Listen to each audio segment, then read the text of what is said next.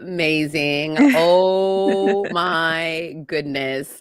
Oh, wow.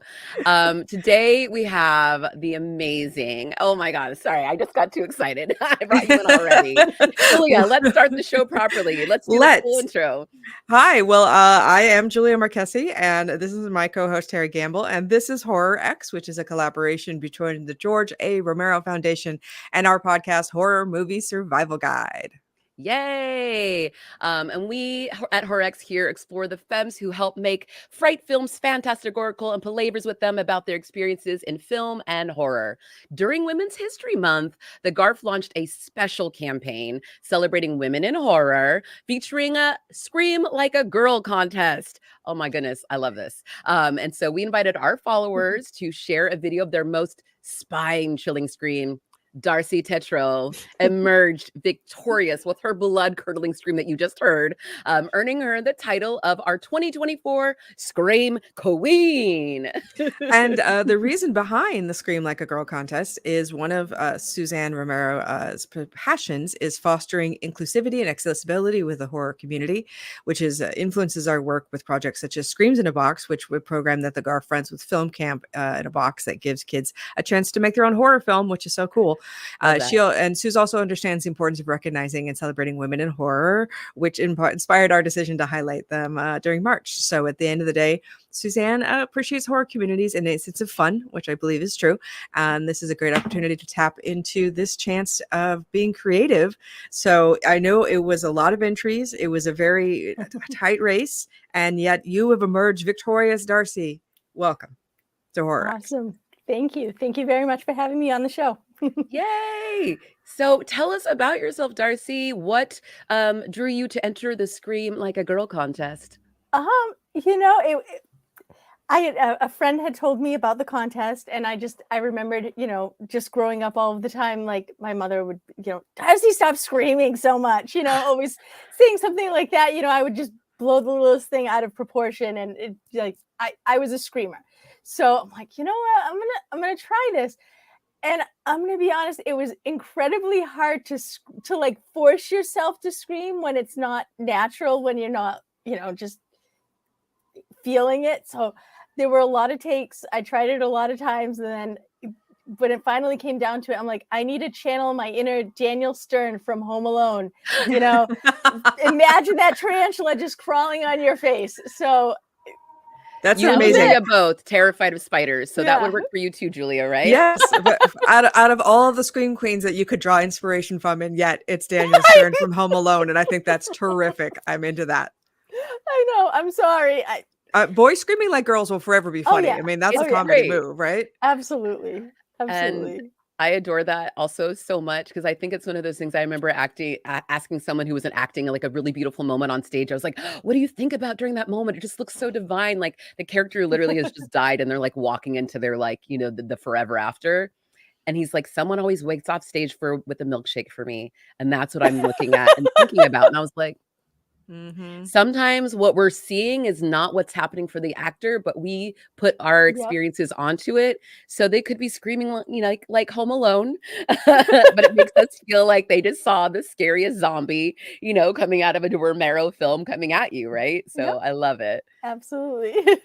Great. And now you are vindicated against too much screaming in your youth. Now it is paid off, and you are an actual 2024 Scream Queen. Yeah, I knew eventually, it had to work for me. So it took a while.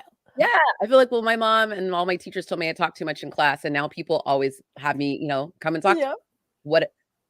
You never know. Sometimes your worst habit as a child becomes like your greatest strength as an adult, Exactly. You never know.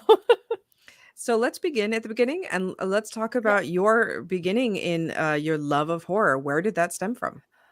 Oh, I think it had to be from growing up. I mean, my dad was huge into, his favorite movie is Jaws. So I grew up watching Jaws, Alfred Hitchcock movies, the original Fly, Psycho.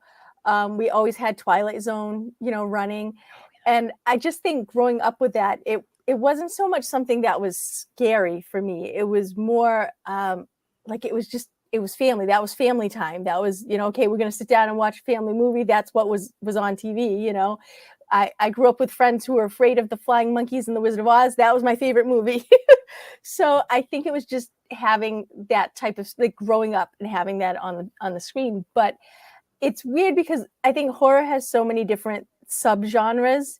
And originally, I think if somebody was to ask me, like, oh, do you like horror? Are you into horror? I would probably say straight out, no, absolutely not. Because in my head, I think of, gore and things like The Exorcist or Friday the 13th. And I'm not into that type at all. Slasher films, like, just don't interest me. But psychological thrillers, 100%, probably my absolute favorite. So is it the blood that bothers you in gory films?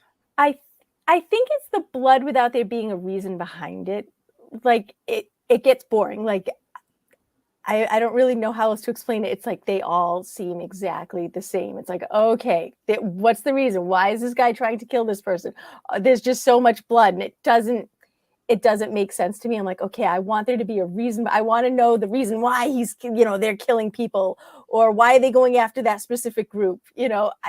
I like. You're like Criminal Minds more. You're like want to know what's going on. I like the detective behind it, or the twist at the end. I love movies that have a really good twist at the end, So do you remember ever being scared by anything that your dad showed you? The original Fly, I think when they pull that curtain, the cloth off of his face, and you see him for the first time, I remember that really frightening me. And then as I grew older, you would see commercials for things, like there would be like a Nightmare on Elm Street commercial, and just seeing Freddy's face. So to me, it's anything that looks gross. Like I'll read a Wikipedia story, like the entire synopsis of a movie, before I watch it. That's just me with any genre. But I'll read it, like, when it has to do with horror, I'm like, all right, is there anything that's going to be gross in this that I won't be able to see? And everything about The Exorcist sounds entertaining to me. And I'm like, I kind of just want to listen to it and not watch it, because the imagery. There's a lot of people who listen to our podcast, Horror Movie Survival Guide, who don't want to watch the film, but want to hear about the film. And so it's something that they feel like you can learn what it looks like and what it sounds like without having actually watch it. They're very spoiler heavy, and so yes, I have friends that are weak. Sorry, I'm calling you weak sauce. Sorry, Darcy. No, that can't handle the blood. That are like, I listened to your show, Teri, and it makes me feel like I've seen the movie. I was like, great. If that's what you need to do to but we have an episode on The Exorcist. You're welcome to it. No, but I would like to ask a question, if you don't mind, because we are spoiler heavy on the show, but in real life, I am very anti-spoiler. I want to know if I can know nothing about the movie before I go in, it makes me the happiest. So what is about it that reading the plot beforehand, is there a comforting feeling that what's going to happen? I think I don't like surprises. I want to know, even if something scary is going to happen, like, I just want to know and I want to be prepared, unless it's a whodunit. Those are the only ones that I won't read ahead. I love a good mystery. But other than that, I'm like, okay, I don't know if a kid dies or if an animal's going to die. I'm like, I don't know if I could watch that. But so do you go to that website, Does the Dog Die? No, I actually, that's a thing? It is. Yeah, it is a thing. So, because there's a lot of people that feel very similarly. So I just wonder, sometimes I think it's like, tied up with anxiety, like as we have as a culture too, of just like, oh, I need to know. I find it fascinating. Yeah. But, sorry, go on. No, please. No, I was just saying, like, I'm fine with blood. I think it's just without there being a reason behind it. Like, I really enjoyed the Saw movies. Those were great, because there was a reason behind it, You like the puzzle. Because they give you a puzzle and something to solve. I like this. I'm interested in the story. There has to be a good story behind it, not just killing for the sake of killing. So what is the scariest film that you've seen then? Oh, wow. Oh, let me see. We asked the hard questions. I wasn't prepared for that one. I have my list too. Oh, sorry. We went off list, Oh, my it happens. Got to improv. Ooh, scary. We might need to come back to that one. I gotta think about it. I don't know. I think it all depends on the age. I mean, when I was young, the original Fly. But then as I got older, what is it? Like movies that, okay. So I really like comedy horror. And one of my favorite movies when I was younger was it's kind of stupid. I don't even know if it counts as horror. I loved Little Shop of Horrors. Sure. And I recently Horror musical, yes. It was my like absolute favorite, like, you know, until around the age of like 12, I guess, when I grew up. And I tried to watch it again about 5 or 6 years ago, and the anxiety, it was like terrifying watching it as an adult. I have absolutely no idea why, but it just freaked me out. Because now you're Really? grown up and you know what Now- it's like to be on Skid Row, and you know what all of that stuff means. Because when you're little, it's like, oh, they're in this fun little place. They're But now you're like, dancing. I know what it's like to be like that kind of poor and like worry Yeah. about money and worry about bills and wonder if your shop's going to stay open. I think the reality of like what that really means, I think hits differently as an adult. I agree. Exactly. I think it's much scarier now. Like even the dentist, I'm like, Oh yeah. think of the bill that guy's going to give you too. And you have to go through that. Like, dear goodness. Absolutely. Most insurance Terrifying. doesn't cover any of that. Like it's Yep. like, what are you gonna My do? copay. What is my deductible Yeah. gonna be? That's what I'm Yep. talking. The real horror here is Yep. actually that dentist. Yeah, so I get it. Like things always click in my head afterwards. I would have to say Disturbia, if that even counts as a horror movie. Interesting. I That haven't seen gave that me- one. I just remember the anxiety I had watching that movie, and it was like the not knowing what was going to happen or what, and then there's this pop-up, and I don't know, I would have to go with that, or there were a few episodes of The Walking Dead that had me, I don't know, I had to Okay. look away. Well, that's George's So, legacy coming at yeah. you. You know, yeah. Oh, Yeah, that's well, I great. mean, there's some hardcore blood in that, right? I Oh, mean, yeah. we're talking like zombie evisceration type stuff, right? oh yeah, but Yes. that's enjoyable gore. I'm like, okay, I can stomach that. That Okay. was good. That was No, good. no. Now you have to give us what are the boundaries? I want to know Yeah, how what are your your brain work. parameters? I Yeah. don't know. Like, I guess as long as there's a reason behind it, you know, like to me, The Walking Dead, the zombies are just, they're the second character, you know, like it's really the meat and potatoes, I think, are the characters, the main characters, and them functioning in this apocalyptic world, you know, new Right. universe. So I think that type of gore and the things that they do to each other, I mean, that's just everyday life. Like it's not, you know, That's it them is just kind of surviving. yeah, and it's kind of gratuitous when you see the zombies rip through the flesh. That's kind of interesting. I mean, I've watched a lot of the behind the scenes and the making of, and I like to see the special effects. And Yeah. I'm very fascinated in how they create all of that. So I guess in those same. type of movies, I'm more fascinated in watching it. Like, wow, Yeah, that's That's how we feel blood. about all of them. We love it when they're Yeah. really gory because we're like, how the heck? Like, how much? What was the blood budget? You know what I Yeah, mean? Like, exactly. How much corn syrup did they Yeah, have? And Yeah. you think about everybody, like, you know, you see a decapitated head and somebody had to sit for a life mold for that. Somebody had Yes. to create this. Somebody had to put the hair on and make it match. And it's really the artistry of the Exactly. profession to me that makes it the most interesting, I think. And I think, but you know, but for me, I can't do war gore or medical gore, and my brain can't Yeah. differentiate between those, even though I know that the special effects makeups are the Yeah. same. So there is our brains have weird parameters. Those are mine. So it's always fascinating to me to hear other people's and be like, this score is okay, that score is not okay. Yeah.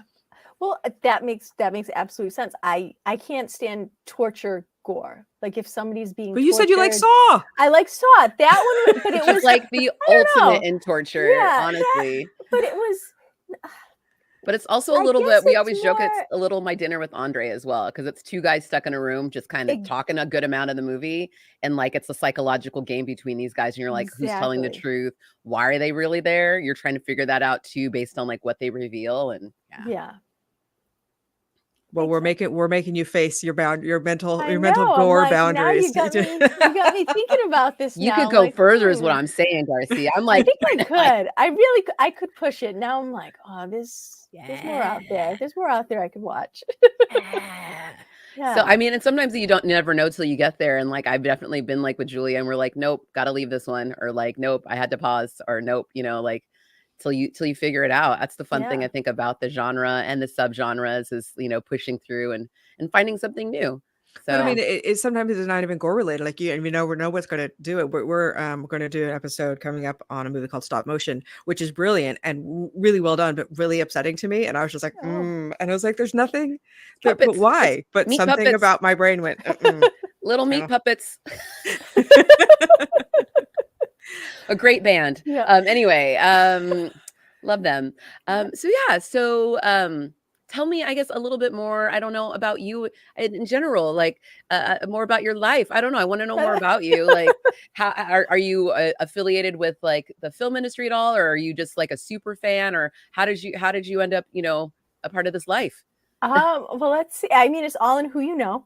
So I have a very good friend that I used to work with over at Hasbro Toys, and she is probably the biggest horror fanatic that I've ever met in my entire life. Every day she'd show up to work with a different T-shirt with, Friday the 13th this day and Nightmare on Elm Street the next day, and every day was something different.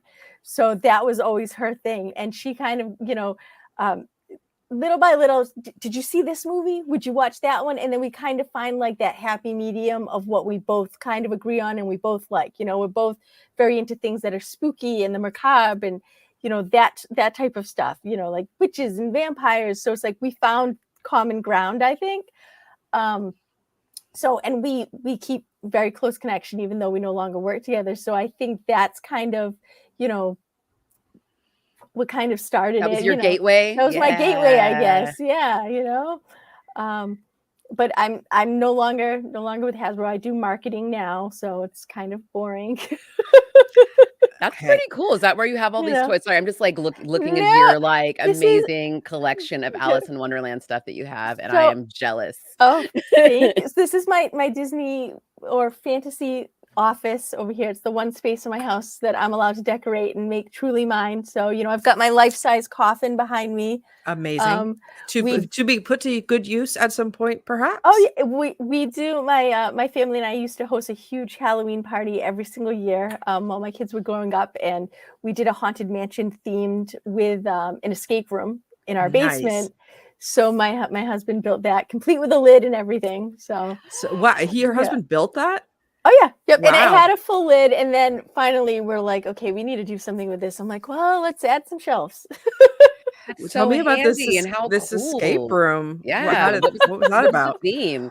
Oh, it was, well, that year we did a haunted mansion theme. So we had the players, the characters, who were set in the basement. So my sister and some of her friends were down there, and we had clues hidden throughout, and you had to go through the room and find the different clues, so you had to actually sit down at the table and eat the cake or drink the wine in order to find your next clue that was at the bottom of the glass. And your last clue would lead you to where the key was, which was how you would escape out of, the bulkhead in the basement. That is so cool. How many people did you have go through the house? We did, I think we did it in groups of 5, and we probably had about 10 to 12 different groups go through. Wow. So it was a lot of resetting in between. It's like, okay, this group's out, and we had a photo booth set up with, I survived, I escaped, or I didn't make it out, depending on if they. So cool. Yeah. Has Halloween always been big in your family? Oh, absolutely. So just even growing up, like, yes, tell us about that. Oh yeah. So my parents would always decorate. We lived in, it was a 3-story tenement, and but we lived in, the whole house. So we would decorate the front porch, and you had the whole house. So there would be different things set up on each floor in the windows, and you'd have like, a giant, I don't even know what it was at the time. We used like trash bags, and it looked like a dead body hanging upside down. That would be on the front porch, and there'd be cobwebs everywhere. And I think actually up until around COVID time, my parents would still, my sister would go over and they decorate the whole front of my parents' house, and they would get close to around 300 trick-or-treaters every single year. Wow. And my parents would dress up. That was the house. I feel like you guys had the Halloween house. Like you all had like the one that all the kids wanted to go to. That is. Oh, absolutely. And they would play music. We'd have music, like, scary music blasting in the hallway. And one year there was a, fog machine, and a lot of fun. What are some of your favorite costumes that you can remember? Well, not so much that I can remember. I just can't forget those. Do you remember those stupid masks and with the like, plastic mask that we all wore? Yeah. Oh my God. And the tunic that had the printing on the front. Mm-hmm. It was horrible. I can't even remember what they were even supposed to look like, but those were hideous. Growing up, I remember, everybody that year had to be Punky Brewster, Yeah. So I remember tying, the handkerchief around my jeans, and having the jacket, the vest. But so I live in New England, so it's freezing. Oh So yeah. you would have, there would be rain, or it would be 40-degree weather. You never knew from year to year what kind of Halloween you were going to get. So my kids now, it's very mild in October. So oh my God, they have not experienced what it's like to have the perfect costume and then have to put a triple fat goose jacket on over it. And then no one can see Nobody it. can see it. Nobody can see it. Devastating. Nobody can see it. No. But well, yeah. But That's I great. do have to mention, because if I don't, my dad and my parents will never let me live it down. There was one Halloween that I was in high school, probably too old to trick or treat, but I still wanted to go. Probably about 15 or 16. Never too old. Never. That's what I say. And my friend and I wanted to be vampires. We're like, we're going to be sexy vampires because, we're teenagers. Let's do it. And so, as, tramped out as a 15-year-old can get when they're trick-or-treating with their dad and their little sisters. And I just remember, my friend was like, Mr. Meehan, Mr. Meehan. And he looks over at us and he's like, oh, no names. The way you guys are dressed, there are no names being given out on this Halloween. So that's kind of become the family joke now. Whenever we go pretty much anywhere throughout the year, it's like, I don't know you, no names. You were shocking your dad. That's the best. Shocking dad's fun. Oh yeah, it is. Oh man. Sorry. Yeah, but I think we've all collectively done that. Yes. But I mean, Halloween, like it's growing up, and I'm not too far from Salem either, so that's always been chaos on Halloween though. That place. Oh yeah. I won't do it. My friend that I had mentioned, she used to go every year on Halloween, and that's crazy. Nope. Too much. You got to go the rest. It's spooky all year there, though. So it's like spooky all year. We'll go a few weeks, a week or two right before Halloween, but I'm not battling that traffic. No, it gets it's too much. It's the town was not built for that many people to come converge. No. I used to live in Massachusetts for a little while too, and so it's like and Julia programs every year now in Somerville. She's there programming at the Somerville Theater. She does a Halloween Hullabaloo. Awesome. Wonderful bunch of programming, which is super cool. Yeah, it'll be my 4th year this year, and they do Rocky Horror Picture Show every Halloween. Oh, nice. On that, and they have like a 800-seat theater that people are time warping in. That's pretty fantastic. Oh wow. So do you still do your kids still go out trick-or-treating now? They do. They look forward to it every year. We do the big Halloween party at my house, for them and their friends, but we live on a very quiet street. So we don't get any trick-or-treaters, which kind of works out. So we'll drive to my parents' house and do the trick-or-treating on their street. But they're not as big into getting into the costumes. I mean, I remember planning, like even now, I will start planning, as soon as Halloween's over, you start planning for the next one and what you're going to be, Yeah. And my son will just be like, yeah, I'm just, maybe I'll just wear what I wore last year. I can't do it. No repeats on my watch, sir. Yeah, no. Must be new every year. No, like we would go up until, I don't know what's too old to be going out for Halloween, but up until maybe a few asking years the wrong ago, people that question. I know. My sister and I, we would have it planned like, okay, the Friday we're doing this, the Saturday we're doing this, the Saturday, like you have a party. It's Halloween week.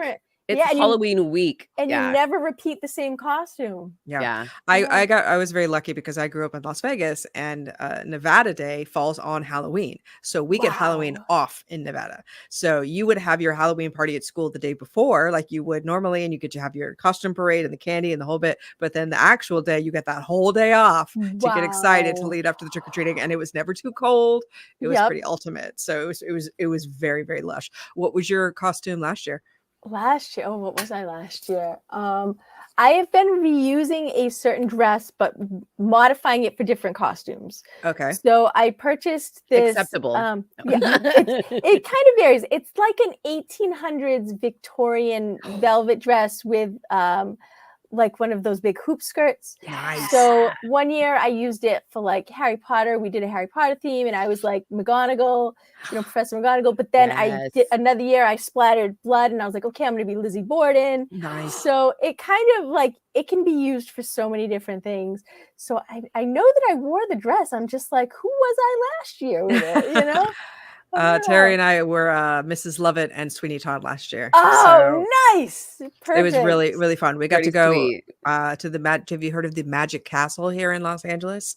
No. Which is Hollywood the place staple. where the magicians go. Ooh. And it's very, very fancy. There's all sorts of secret doors and panels and ghosts playing And the piano. people who created the Disney Haunted Mansion, they actually have like the original models for that attraction down there, because the people that were part of that were part of the castle. So there's a bunch of cool, fun things in there. You have to know a magician to get invited, and you have to like dress a certain way. But every week they have a different, lineup of magicians that are there. They book out forever in advance. So it's just like, there's always something new there. There's a bunch of different rooms where there's close-up magic, or there's like a little mini theaters where there's other things too. So it's a pretty fun, weird, wonderful, magical place in Hollywood if you ever get a chance. Do it up for Halloween. So they decorate it every year, different theme. Every year. So last year there was tarot card readers and palm readers, and in addition to the normal chaos and madness. So it's something we look forward to every year. That is amazing. I need to find me a magician then, so I can get an invite to this. That sounds amazing. Make a friend with the magician. That's my pro tip. Sounds good. Yeah. Always entertaining. That's so cool. Yay. Yeah. So if you were to make a horror movie yourself, what kind of horror movie do you think that you would make? Ooh. No budget. No budget. Yeah, anything you want. Let's see. Well, there would definitely have to be, I want multiple twists. Like I want the audience to think they know what's going on, but I don't want that obvious twist. Like, I feel like so many times I'll watch something and I'm like, okay, it's this. And then, but it's obvious because it's obvious that it's not, so it has to be, one of those, like a reverse. I'm like, no. I want Have you seen Barbarian? Not yet. Oh. Not yet. Oh, is it like that? I'm not saying another word. That's on my list. I'm not saying another word. No spoilers I think here. You might enjoy it. Okay. Is what I'll say.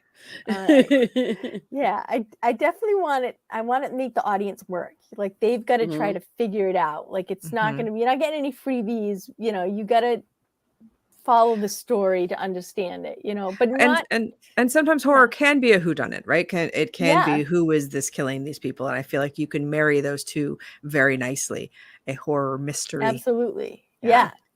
Do you read horror as well? Or mysteries? I love the classics. Like Dracula's probably best novel I've ever read in my entire life. Love Frankenstein. Love reading that stuff. Not so much, honestly, with the horror. Like I'll watch. I think when it comes to horror, instead of reading it or even watching it, I love like I mentioned, the special effects. I love watching the behind the scenes stories, how they made this, how it's done. And then actually, if I watch the show, the movie after seeing how it was done, that makes me enjoy it more or appreciate it.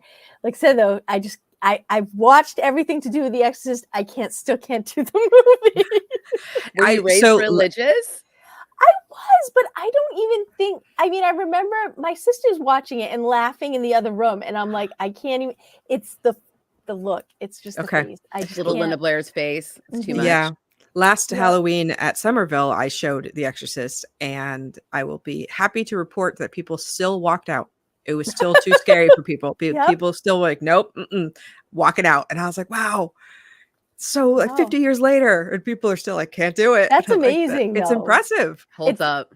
With the graphics, like just the advancement and everything that can be done now. That a movie that was made that long ago. Sure, but with CGI versus practical effects. Exactly. This is what you're interested in, the practical stuff, right? You're talking about how are you making this wolf turn into a man or whatever. Like it's more of that and less how can I animate on a computer? Yes. Right? Yeah. Well, I don't know.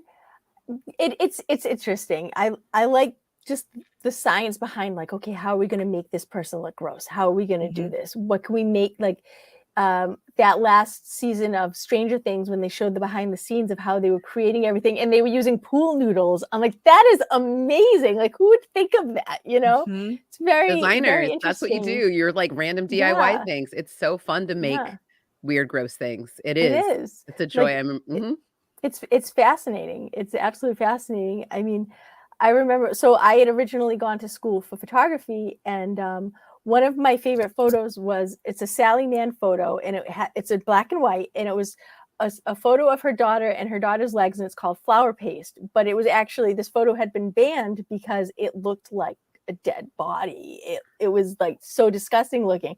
And I remember just being so fascinated with the way that looked, that I tried to recreate like gory photos. Like, you know, here I am, I'm in photo school. My brother posed like he looks like a dead body hanging out of a bathtub.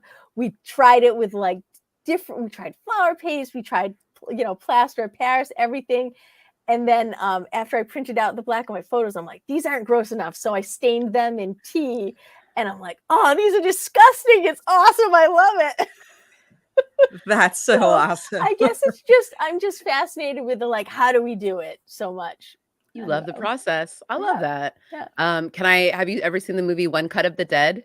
No, I see. I'm very limited. No, it's okay. I'm just going to keep giving based on your conversation. I feel like you might enjoy that as well too, because it's a really fun movie that kind of does what you're talking about. It gives you a little bit of behind the scenes and a really fun little mystery and a little twist. So I'm going to recommend that for you as well. Yeah, absolutely. And this is the thing about horror movies, is you're never going to run out. And there's, as you said, a multitude of subgenres and sub-subgenres that you can delve into if you so wish.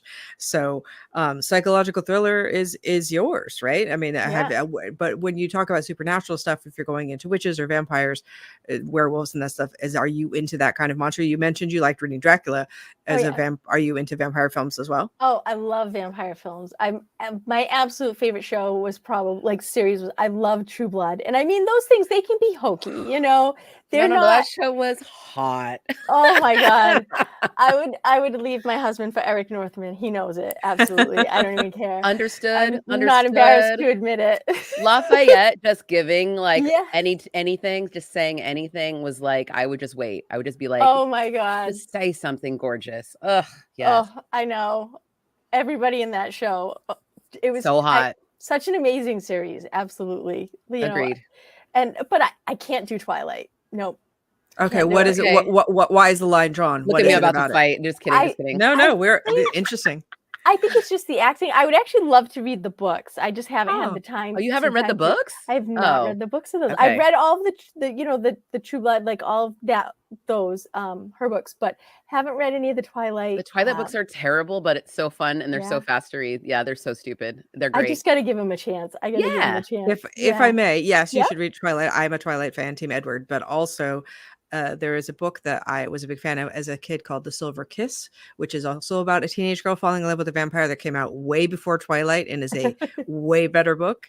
If you're going to go into some maybe you start out with some really good teenage vampires and then you can kind of slide your way down into Twilight, you know? I'll check and then it if out. you want it, you can keep going. You can keep going down that slide down to 50 Shades of Grey. The fanfic of Twilight. It's the fanfic of Twilight. So it is. It's very special. Special. Not that we looked out on fanfic, because I've read some very good fanfic in my day. I also have read all of those unashamedly. I will read them again. Like, I don't care. They're fun. Along with like Anne Rice's, The Taking of Sleeping Beauty. Like, let's get into that. Let's get into that. Anne Rice. Yeah. Hello. I was like, anyway. I know. I'm like, I'll take that over 50 Shades. Hell yeah. Oh, yes. It's way better. Actually, one of my friends and I was like, I love this 50 Shades. She's like, here. And that's when I remember I was like, oh, okay, thank you. But I did that with a friend of mine and I gave her the Sleeping Beauty and she was like, It was too much. It was too much for her. Like 50 Shades was okay. And then it just went too far. And I was like, oh, okay. I see the differences. You weren't ready. It's fine. You weren't ready. We're ready though. I love it. Darcy, I love that we started with you being like, no. Now you're like, I feel like you're a monster and you didn't know you were. I think so. I've been in the closet, it's because you have that that idea of like, okay, horror is only this one little category, and it really isn't. There's really so much. There's so many subgenres. So it's just Yeah. finding the ones, you know, I guess that's what it is. I had in my head like, oh, I have to like Friday the 13th or, you know, Michael Myers and all that. And I'm like, that's not really my thing, but let's see, you know. That's Yeah, no, okay, right? Something for everyone. Yeah. our favorite subgenre is lesbian vampires. That's kind of our nice. specialty, and that's what we're kind of known for. We do a round every year on our show, and we're going into year 7. And people talk to us all the time about that. That's like, we love it. We love recommending them.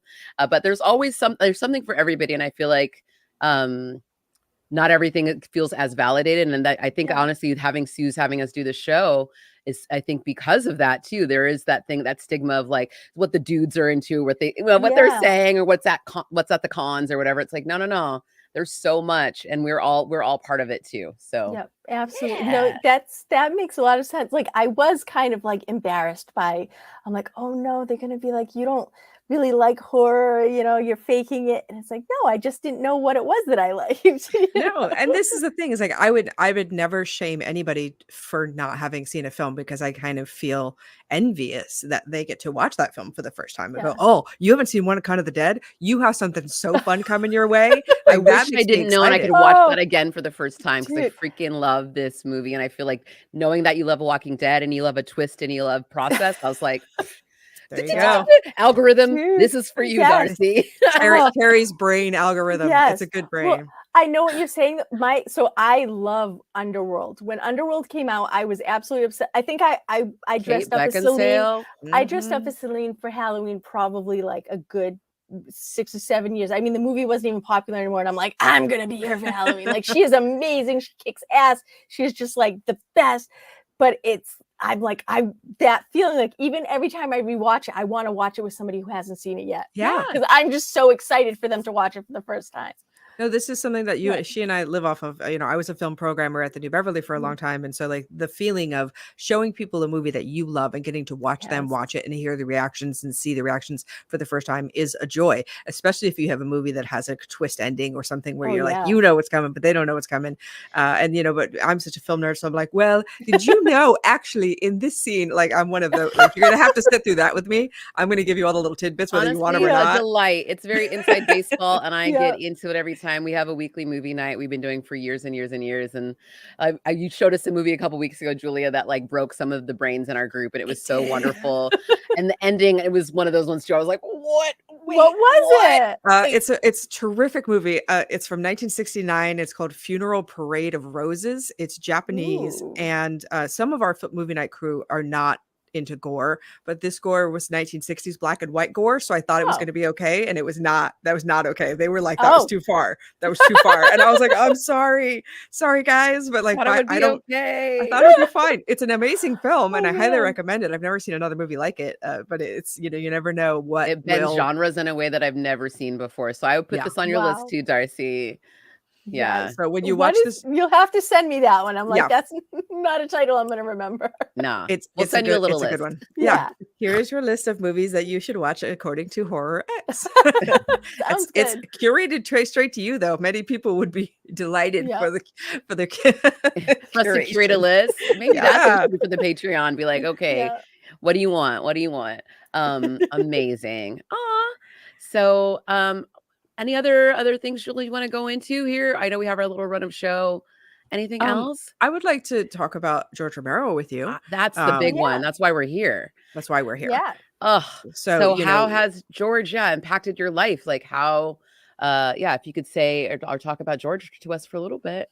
Well, I'm actually a newbie when it comes to George Romero and his foundation and everything. So I was actually hoping to be able to come on here and learn more. I'm like, well, you've been affected without even really knowing it, because he created the modern zombie genre, and like The Walking Dead would not exist without Romero creating what he did in his legacy. And basically what that show is about is what he wrote a lot about. But I don't know if how deep you've gotten into his catalog of films and seen any of the things. Like, have you seen Night of the Living Dead and all that as well? I've seen the original. Yes. Okay. Amazing. You have absolutely. Now I'm just like, you have all these things to look forward to. I'm so excited for you. Because but I mean, we we stand a lot of his more off book stuff, because although we love Night and Day and Dawn and his zombie series, he has a lot of them, Season of the Witch and Martin and The Amusement Park, and these are ones that aren't as popular but are ones that are Crazies. the Crazies. Oh, so good. Yes, that's one that I need to watch out. Yes, especially, I mean, I watched that like in the middle of the pandemic, and I was like, oh, oops, well, and sure. And the thing that's so, he's always timely. That's what's so terrific about him, is I feel like all of his movies, yes, Night of the Living Dead's about zombies, but it's not really about zombies, right? It's really about society and how people interact with each other. And I feel like each one of his movies has a little societal poke that it's doing, that it's been like, hey, let's spotlight this little terrible thing that society does, and you're like, oh yeah, we do that. And it's so well done. It never feels ham-fisted or in your face. It just like melds right in with the film so well. He does a great job. Yeah. So I think there's something to be said for just like him understanding people and really highlighting that through this genre. So it's beautiful. I just rewatching Dawn, and I was like, yep, capitalism's still doing its thing. Okay. Look at us. We're still at the mall. Stuck. And I mean, honestly, if you want to talk about effects, Tom Savini and his effects for Romero's films are legendary, and that's something I'm sure you could YouTube rabbit hole all the way down. And there's quite a few documentaries that he's done as well too, that people have done on him as well, that are just, will take you there. But he was a veteran, and so he saw the real deal, and he was able to recreate a lot of stuff. And I think it's kind of like a way for him to work it out too.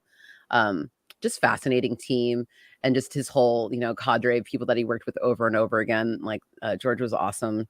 And just, I wish we had gotten to meet him, but he's just, but I feel like we kind of get a little bit, because we've gotten to speak with so many people that have collaborated with him over the years. And it's pretty cool.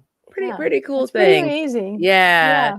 And I think almost everybody who works in horror in some way, shape, or form, I think, has been influenced or affected, whether they know it or not. Like he still looms large, I think, in the grand pantheon of the genre.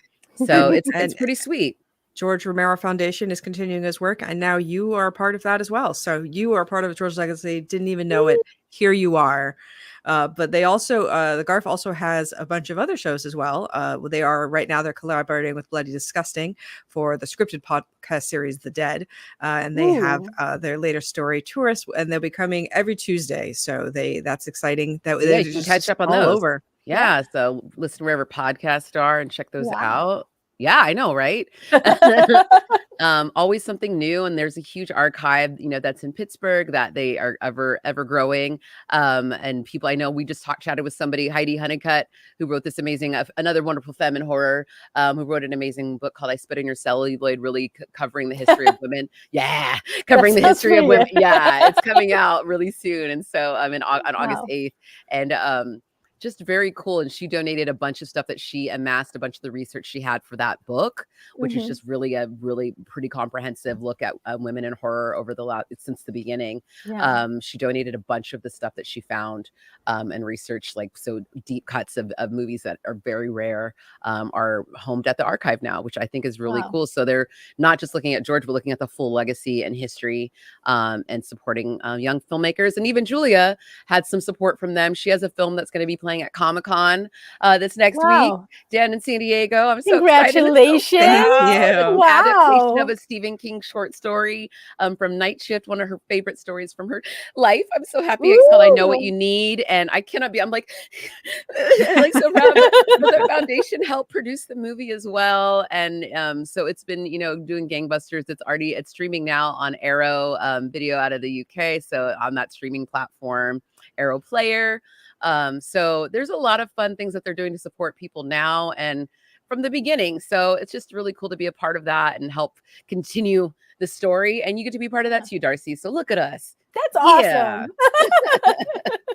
Thank you so much for joining us today. It's so cool to hear your story and hear your connection to horror and your curiosity to delve even further. Yeah, Well, thank and you. Thank you so much for having me on. yeah, we'll check us out and hang out with us. Yeah. We'll here every month. You can find Yeah. a live episode with us the last Thursday of every month. Me and Julia hanging out with another cool person, and you can be a part of the chat, Yeah. whatever. And we're happy to have you. And you can also check us out on our show that we've been doing for 7 years now, Julia. Bah, bah, Wow. bah, Horror Yeah. Movie Survival Guide. It's a weekly podcast where we discuss different horror films each week and get into the subgenres of our choosing as well, and dive deep and very spoiler heavy, but we have a really great time.